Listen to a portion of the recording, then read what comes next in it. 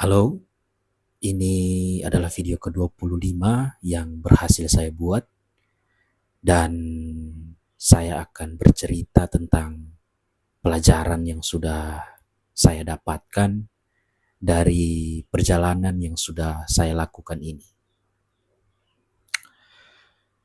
Jadi, cerita saya adalah tentang apa yang bisa kita kendalikan dan apa yang tidak bisa kita kendalikan. Seringkali kita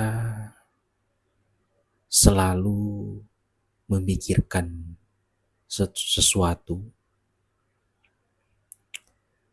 dan berharap itu sesuai dengan apa yang kita inginkan.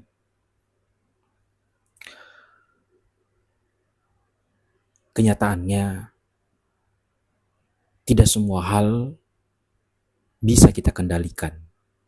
Karena semakin kita mencoba untuk mengendalikan sesuatu di dalam hidup ini, yang ada kita hanya menjadi capek. Dan menurut saya, hal yang sering membuat kita lelah, bahkan stres adalah kita sering memikirkan sesuatu yang sebenarnya di luar dari kendali kita. Kita memikirkan bagaimana pendapat orang lain tentang kita. Kita memikirkan apakah keputusan yang kita ambil akan berhasil suatu saat nanti. Dan tanpa sadar, itu semua jadi menghabiskan energi yang kita punya. Padahal itu semua di luar dari kendali yang kita miliki.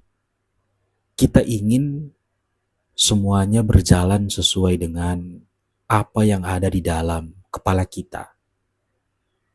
Padahal kenyataannya, hidup kadang berjalan tidak sesuai dari apa yang kita rencanakan.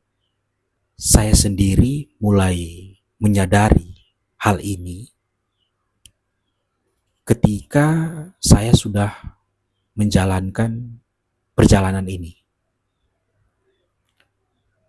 Ketika saya membuat video, tentu saja saya mempunyai harapan,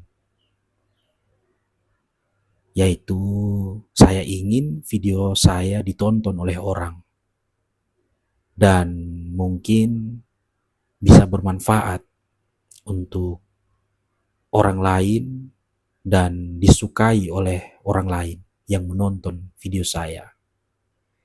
Tapi kenyataannya, saya tidak bisa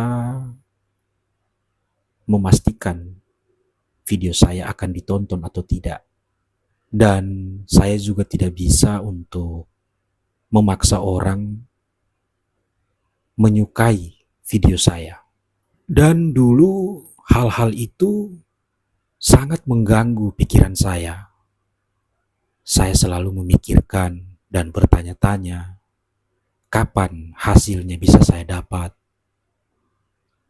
Kapan semuanya akan berubah seperti yang saya inginkan?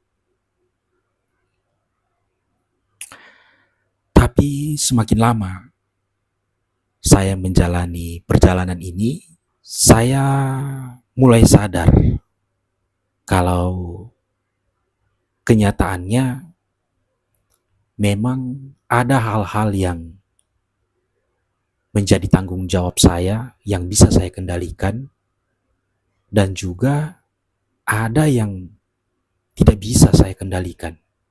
Saya bisa mengontrol diri saya, apakah saya mau membuat video atau tidak. Apakah saya mau belajar atau tidak. Tapi saya tidak bisa mengontrol bagaimana hasil akhirnya. Dan menurut saya, membedakan dua hal itu sangat penting. Kita bisa melakukan yang terbaik, tapi tetap saja ada kemungkinan hasil akhirnya tidak sesuai dengan apa yang kita inginkan. Tapi bukan berarti kita gagal. Mungkin kita hanya perlu belajar untuk menerima sesuatu yang terjadi di luar dari kendali kita. Dan sekarang saya sedang belajar untuk membedakan dua hal itu. Apa yang bisa saya kendalikan dan apa yang tidak bisa saya kendalikan. Kalau memang hal itu bisa saya kendalikan dan berada di dalam kendali saya akan berusaha sebaik mungkin. Saya akan melakukannya dengan sungguh-sungguh. Dan kalau memang hal itu di luar dari kendali saya akan belajar untuk menerimanya, untuk melepaskannya. Bukan berarti saya menyerah, bukan berarti saya tidak peduli. Tapi saya berusaha untuk tidak memikirkan sesuatu yang sekiranya menghabiskan energi saya, padahal saya tidak bisa merubah apa yang sudah terjadi. Mungkin kita tidak selalu membutuhkan kontrol yang banyak. Terkadang kita harus bisa lebih bijaksana dalam menerima kenyataan yang sudah terjadi. Kita bisa merencanakan tentang masa depan, tapi kita tidak bisa menentukan atau memastikan hal apa yang akan terjadi di masa depan. Kita bisa memperlakukan orang dengan baik, tapi kita tidak bisa berharap orang lain akan memperlakukan kita dengan baik. Mungkin hidup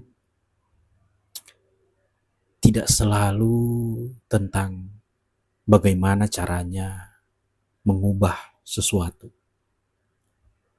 tapi ada kalanya juga tentang bagaimana kita berhenti memaksakan sesuatu yang sudah terjadi. Jadi kira-kira hal apa yang